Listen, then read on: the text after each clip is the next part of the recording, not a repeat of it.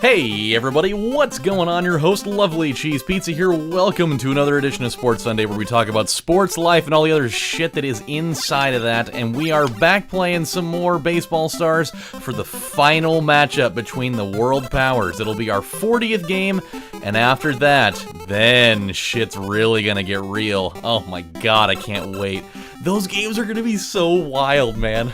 It's gonna be just totally great. I've been looking forward to this moment, well, not this moment, but the moment after this moment for such a long time. For really about 39 weeks, and then some extra because there were weeks we didn't even do one of these. So, let's jump into the fray for our final match against the world powers, hoping to God that we can come out of this unscathed and keep the perfect record afloat.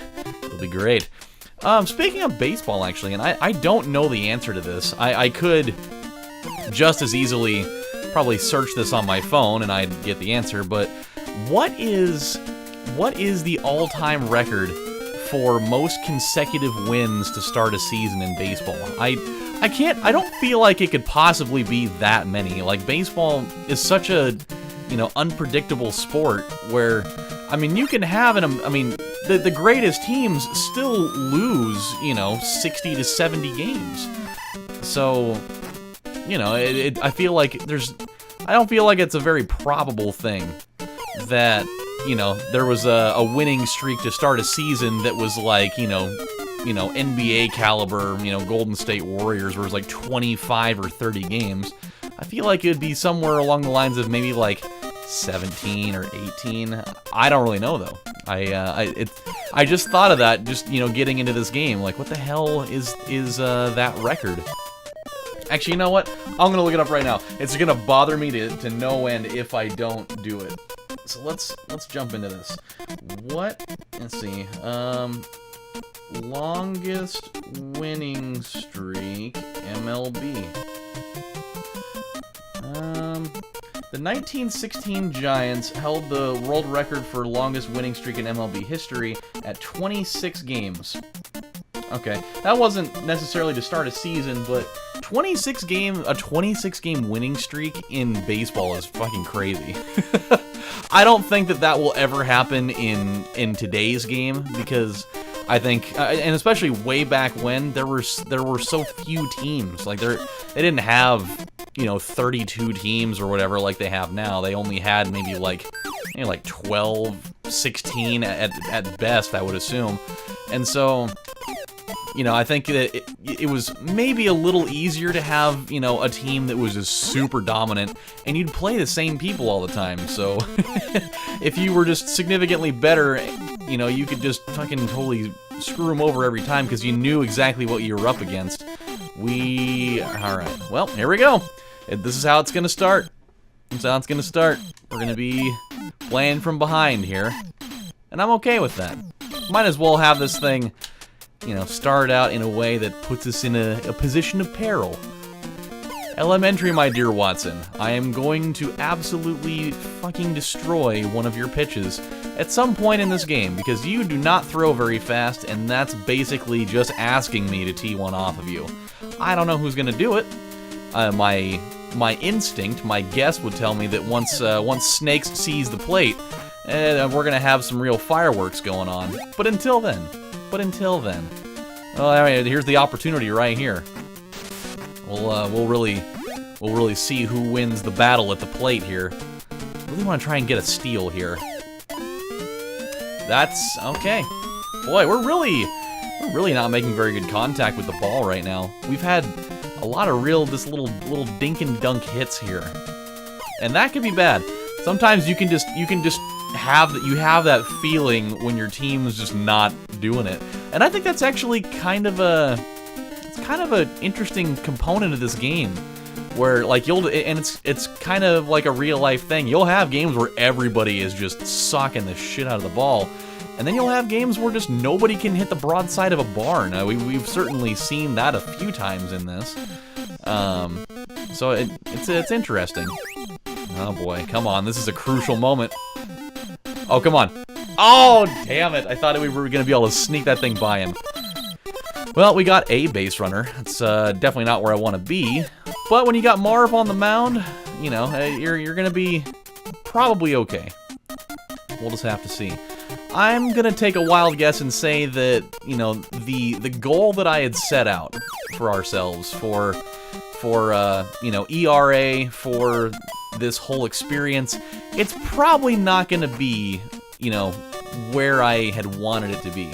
What was it that I had set? I think that the way I had set out for it was I wanted starting pitchers to have no higher than 1.5, and then relief pitchers, I think I wanted them to be no higher than 1. And oh boy, I don't know, man. I don't know. It's gonna take a pretty valiant effort all across the board to prevent guys such as that with that immense amount of skill from, you know, from scoring a mammoth amount of runs. Even as good as they are. I mean, we have like their speed and a lot of their other metrics, you know, maxed out just the way you would want it to be. That would have been a triple play. That would have actually been a legit triple play. So it won't be in the in the scorebook, but I'm gonna take that one at face value. Hey, okay, that's a good way to get a base runner early. You know, and maybe not the conventional way, but it is a way. Now Marv's got the opportunity to break this thing wide open, and he's not going to do it. Or is he going to do it? I don't know. I don't know. Oh, God. No! I thought I sent him back. What the hell? Oh, God. I think I sent him back too early, and he just, like, automatically snapped back to going forward. That sucks, man, because we would have totally scored on this hit. That sucks. I mean, yeah, we'll totally be at third, and that's fine, but we would have had a tie game right now. So if we don't score right here, then that's a run wasted. Oh, we got it! Oh boy, the game of pixels right there. I can't believe we got the benefit of the doubt of that. Oh, he's hosed. No, he's not. All right, 2 triples in a row to even the score. All right, Gus Polinsky. Gus Polinsky. He's too fat. He's too many sausages for Gus. Damn it. That's fine. We are now squared away at 1. What do we got? What have we here? That's going right into the old glove. Solly. I don't know. I still don't know if I ever figured out who Solly is supposed to be. It's bothering me. Wonder if they ever played a game and instead of saying Ollie Oxenfree, they said Solly Ollie Oxenfree. It's a possibility. You never know. I'm sure he probably would have gotten really annoyed with that at some point in his life. But that's not my problem, you know? He's probably been dead for stratified amounts of years, so I don't think that, you know, his opinion of my opinion really matters. Oh yeah. Oh, there we go. That's the good. See? The bats are warming up. Someone put them in the microwave to, you know, to get them primed for action. Speaking of putting stuff in the microwave, by the way, I really need to get something to eat. Kind of had like a stomach ache earlier today. I took a couple of, I've been taking a couple of weight loss products. Not like I'm, you know, fat as hell or anything, but been trying to trim things up a little bit in my midsection, and so I took a couple different products, and I don't know why, but they just like didn't quite settle with my stomach the way that I was, you know, the way that I was hoping. Oh man, I was gonna try to bait him into throwing it to second, but we tied on that one. And so I've had like a kind of a sour stomach all day today. It's really bugging me. So that sucks because I got home and I was like, man, I really need to eat something, but I just started like going down the list of things that we've got in the pantry, and I was like, God, every one of these things sounds awful, and it's just because my stomach is just, you know, it's giving me like a weird conniption fit right now, and I hate it. You know, I want to be able to eat something, but, you know, now it's going to end up turning into one of those nights where, you know, just in order to not, you know, send my stomach straight down into the whiner's line, that I gotta, you know, probably resort to eating nothing more than soup tonight, and that sucks. Don't get me wrong, I love soup, especially on a, you know, on a day where it's been extra cold and foggy, and, you know, it makes nice comfort food, but, you know, I feel like I need a little more than that. Oh, here we go. Oh, that's good. Oh, that's dropping. That's, oh boy. Okay, it's not gonna be a home run, but I'll definitely take a double. I'll definitely take a two-piece there. That's totally fine. I could have maybe even made it to third if I would have known he was actually throwing it there. Here we go. Let's, oh no, you idiot. You can't bunt a pop fly. God, didn't anybody tell you how to play pepper in high school or any other level of baseball? You never bunt a pop fly. That's when your turn is over. Dude, I loved playing pepper. Pepper was a fun-ass game. It's a really cool little thing just to burn a little bit of time before games. I used to do it all the time in high school because, well, I knew I wasn't going to be actually playing because my coaches were assholes. But pepper was always one thing that was fun. For those of you that don't know what that game is, I'll run you through the details because it's a cool little game to play. Generally, what'll happen is you'll get, you know, anywhere from like 3 to 5 people, and you get one person has the bat. The other 4 people, you know, the other amount of people that aren't batting, they've got their gloves or whatever, and they'll you know, toss the ball at you, either underhand or overhand or however they feel like doing it.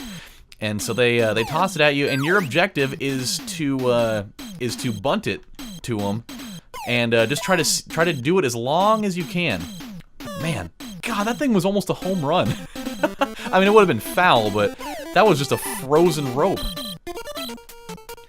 All right, but so yeah, so you try to keep bunting it to them, you know, as many times as you can, and you know, the thing will end if you either bunt it, you know, out of bounds, which would be any sort of designated line that you draw, or if you pop one up and somebody catches it. So that's how your turn ends, and you just kind of keep going back and forth, just, you know, taking turns between the lot of you.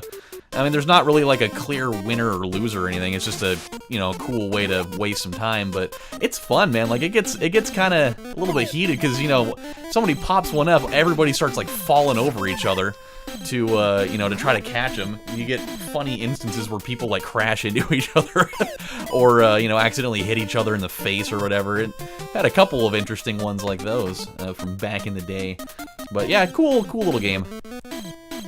Another one is definitely like baseball golf. That was another one that was a lot of fun to play. You know, on off days or whatever, you just go out there and, you know, you stand at home plate and you pick a place out on the field and you're like, hey, okay, so the hole's, you know, out in, you know, this spot at the fence, and you just try to see who can get it there. All right, there we go. Got out of that situation scot-free. Cool. That could have been potentially really bad, especially if he hits a grand slam. We'd be really behind, and especially with the way that, you know, the offenses are playing. I don't know how comfortable I would feel trying to dig myself out of a 5-2 hole in the 6th inning, nonetheless. The one thing that would be good about that would be the fact that he would leave, their pitching coach would leave Watson in because they had the lead, and that would have at least afforded us an opportunity. Because of the fact, ooh, maybe not. Well, actually, no, we're ahead right now. But they probably would have left him in because they have the lead. However, if it would have gotten into a situation where I would have maybe scored a run or two, and, you know, had position to maybe tie or take the lead, then he'd take him out. But this is getting to be a little bit of an interesting spot here. I'm gonna pull Marv out, and you know, sometimes your pull-out game needs to be strong. So let's bring Cedric in. I don't feel like we brought Cedric in, you know, very much lately. So we're gonna bring him in. We're gonna do maybe a save by committee here. We're not gonna maybe not do it the traditional way. We'll see what happens. I probably should try to get Marley's ERA down just a smidgen here, but yeah, dude, baseball golf was fun. That was another one that was cool, especially. I think the ones that are really get you into trouble are the ones where you pick one that's out at the fence and you're at home plate, and, you know, you're trying to get it out there, you know, as close as you can. And there was this one time that I was playing with a friend, and it was just like the right field fence, which was totally, you know, that's my wheelhouse because I'm a lefty, and so you know, we're aiming for that, and he takes his hit. And, you know, it's a wise choice to not hit pop flies. Like, you want to try to hit just, like, a firm line drive so you can get the roll. Like, that's generally the way to go. For me, I tried to do that. But I'm naturally a pop fly hitter. Like, I kind of have that natural dip in my swing. Mainly because I played golf a lot when I was younger. And I think that, you know, to no fault of my own, just naturally affected the course of my swing, so that there's always just kind of that little dip in my shoulder, and so that always ends up happening. But so he gets a nice little firm line drive that's probably about halfway there, and so I go up and I was like, you know what, this is what I'm gonna try to do. I'm gonna try to just bomb one out there. Maybe, you know, maybe not, you know, I'm not trying to, you know, just tower one, but I'm gonna really just kind of just wail on it as hard as I can, see if maybe I can get it to maybe like bounce off the fence or something and come back. You know, even if it's not right where I want it, I'll be in the vicinity. So I throw this thing up to myself, and I just yacked that thing. I mean, I threw my whole body into it, and I just cranked this thing. I mean, it was probably one of the it felt so good. It felt so good. Just the way that I had contact on it, like I felt it hit the sweet spot of the bat, and as soon as I hit it, I was just like, oh my god!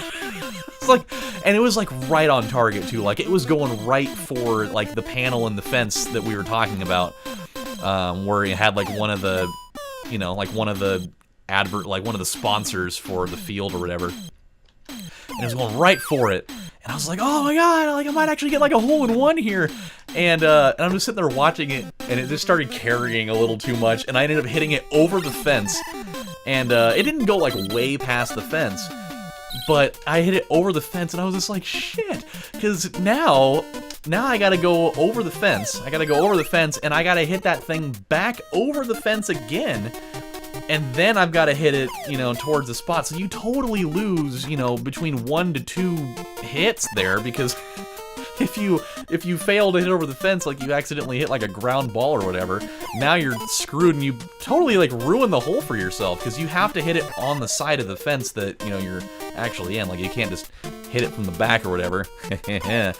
Oh no! I threw that like right down the middle. Oh. I was ready to jump for that. Not in real life, like I wasn't gonna jump out of my computer chair for that, but I was ready if nature called, you know. Speaking of nature, just made me think of Nature Boy Ric Flair, which out of the ESPN 30 for 30 things, that, you know, those little documentaries that they do, which the newest one, by the way, the one with the Phi Slamma Jamma one, if that's even, I think that's the newest one. That one, super good. But I guess in their next wave of ones that they're gonna do, starting, you know, in January, they're gonna do one on the XFL, which I think is, God, it's gonna be absolutely fantastic. And then they're gonna do one on like the Celtics and the Lakers, which is one of the greatest rivalries of all time. And then they're gonna do the third one in this wave that they're gonna do is totally one on Ric Flair. I think that's such an awesome topic to do that on, because I think it's the only one that they've done on wrestling so far. And why the hell not, dude? So that's gonna be pretty cool. But yeah, so I ended up having to hit the thing back over the fence, and I had totally lost that hole by like 2 strokes, I think, because on my partner, you know, on his next shot, he totally hit the thing, and so I was like, shit, man.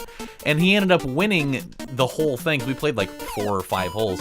He ended up winning the game by 2 strokes. So just the way that first hole went, I ended up losing the game just because of the one time that I decide, you know what, maybe I should try to hit this thing as hard as I can instead of taking the more tactical approach and just kind of dink and dunk your way there. This could be kind of a tough spot here.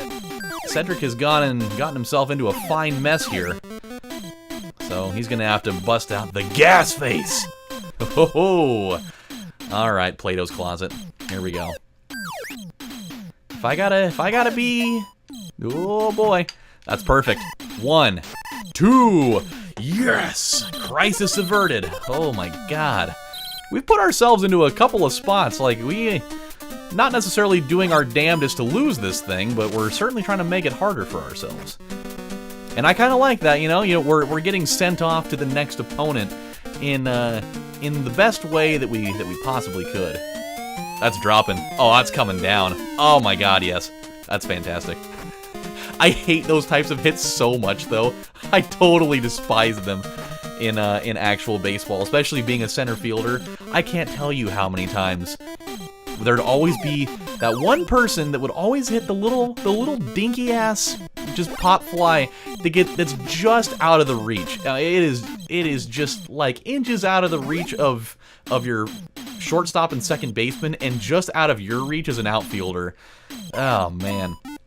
I have a scar on my inner right thigh because of one of those. It was when I was playing junior baseball, and I was out in center field. I was out in center field, and my friend Colby, who's on the All the Good Names Were Gone podcast. I'll have to bring this story up, see if he remembers it. But we're playing, and he's playing shortstop, and I'm out in center field, and I was playing like regular depth, pretty much. And this person just they hit like just kind of like a little can of corn fly ball. It's like a little can of corn fly ball. And so I just start booking it in because I know that it's real short, and I can see out of my peripheral vision that Colby's, you know, running straight at it too. Like he's also surveying it, and we're basically on a crash course for each other. And I'm sitting here thinking, like, dude, this is gonna be bad if something doesn't happen right now. And so I saw that, you know, even though I had the better angle at it because I'm running straight for it, I saw, like, he's dead set on this thing. Like, I gotta let him go for it. Oh boy. Okay. Oh no. Oh, whoops. I didn't. I thought there were 2 outs already. My bad. We've got a pretty big lead right now though, so shouldn't be a big deal. So, you know, we're both running after it, and I decide that I'm gonna, you know, I'm just gonna bail out on this. Like, we're running for it, and I was just like, Colby, it's all you. I was like, I'm sliding, and so I slid down on this, just to kind of get out of the way so that he doesn't, you know, so we don't just have like a Mike Cameron, you know, caliber collision where people just get their faces blown off. So I slide down, and he ends up, you know, running, and he gets the catch maybe a step away from me. But when he catches it, you know, he's got so much momentum that he can't slow down, and he stepped directly on my inner right thigh, and he's got metal cleats on. Oh my god, it hurt so bad. It just as soon as he did it, I was just like, yeah! And but I was like, I had so much adrenaline going that, like, I realized that it hurt, but I was just, you know, I got up and I was just like, yeah, man, I was like, really, you know, and it was a play that ended the inning too. And I didn't realize it until maybe like an inning or so later that I went and made a sliding catch in the outfield later. And the way that I slid, I realized that I was just straight up just bleeding, like, through my compression shorts and through my actual pants. I was like, oh my god. This is a lot worse than I thought. Like, I thought that, you know, it was just gonna be like just like a hard scrape, but he like totally broke skin on 3 different spots. So I've got, it's like, and they're just like little tiny, you know, like the little slits in metal cleats. I've got 2 that are like, 2 of them that it almost looks like, you know, kind of. It'd be like, so it's almost like the width of, like, you know, in like vampire movies or whatever, like the bite marks that are there. It would be probably about like 4 times the space of that.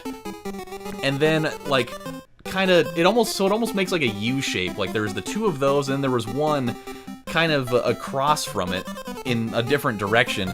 And so I've got like this weird scar on my leg that's just in like the shape of a U that came from those metal cleats. And I'll never forget about that. But that was a cool ass play. Like, I feel like people that watched that, like, it would have been something that you would have seen on like a ESPN highlight. Okay, so let's figure this out. Let's see who needs to, you know, be improved here, because shit's gonna get real. So he's maxed out. Kevin will be maxed out the next time we do this, but I'm not gonna do him right now. We should probably do this with Gus. Yeah, this would be a good idea. So let's give him 1 for running. one for defense, and one for prestige. And then that actually will be all the money we've got to play around with. So, my friends, we're here. We're finally here. So what we're gonna do, is we're gonna simulate a bunch of these games. Yeah, we're gonna simulate a bunch of these games so that the only thing that'll be left will be the American Dream and ourselves. So we're gonna simulate all these games here. We're not gonna watch the game. 10-0. Gonna see a lot of those. There will be an exhausting amount of those. I wish there was a faster way to do this, but there totally isn't, as far as I'm aware. 8-1. Okay. I'm not gonna simulate all these. We'll do probably we'll probably do the rest of these off. Probably do either the rest of these off camera, or I'll just wait until next week and we'll simulate the rest of them. But oh, dude, these. I mean, just look at these scores, man. It is awful. They're 10-run ruling every team that they play. Granted, the lovely ladies are terrible, so I mean they should be doing that to them every time. Yeah, 13-1. I mean, they're actually getting through full games some of the time. God, there's so many home runs in there. Gina actually hit a home run. I can't believe that. Like, they usually are not giving up home runs very often. And then the Crushers here. Not gonna watch that either. 18-0. Oh my god. Like, see, Joe had 3 home runs in that game. That, like, as many home runs as Snakes has, that will not look as impressive once, you know, we get down to the nitty-gritty of this. 10-0 after 4 innings. That's great. Oh boy. Yeah, so you guys can see we're really gonna have our hands full. I mean, granted, all these games that are being simulated are against teams that are pretty bad. We beat up on these guys pretty good too, but oh boy, oh boy, it's gonna be just a real burning of the barn, you know, a real knocking of the slobber, and you know, a torching of the potpourri, which is not, you know, a reference that has ever worked in that scenario at all. Oh my god, just so many home runs. I mean, we have not had a game in which we had that many home runs on our side. I think we had one where we were close. I think we had one where we had like 5. But not, oh my god. 13-0 again. That was actually nothing there for a couple innings. You know, they had their hopes up momentarily, only for it to be dashed in a 9-inning just mast fest there. I don't even know what that even means, but it just is. It just is. Okay, so Willie and Babe Ruth both have over 10 home runs now. That's just lovely. Got 3 more games that we'll simulate here, and then we'll call it good for the day. Oh my god, these fucking guys. I mean, you know what? Let them get all cocky and whatever. You know, they think, oh, we're sitting here blowing everyone's, you know, assholes out, and we're wearing them like tube socks to the homecoming dance. You know what? You know, who's possibly going to take us down? Those guys? I mean, it's going to be like a Little Giants type of thing. We're the band of misfits. They're the Dallas Cowboys. We're going to fucking kill them, and they're not even going to see it coming. So, my friends, we're going to stop right here, but when we come back on the next installment of Let's Play Baseball Stars on Sports Sunday, we've got 20 more games to simulate, at least between the American Dream and whatnot. There are all these other games against all these other teams, but I'm not going to deal with those. I think that once we're done playing, it'll actually give the option to, like, simulate all the rest of them. So, we'll do that, and it'll be awesome. So until then, my friends, this is your host, LovelyCheesePizza, saying thank you guys for watching, and I'll see you next time. Bye, everybody. Take it easy.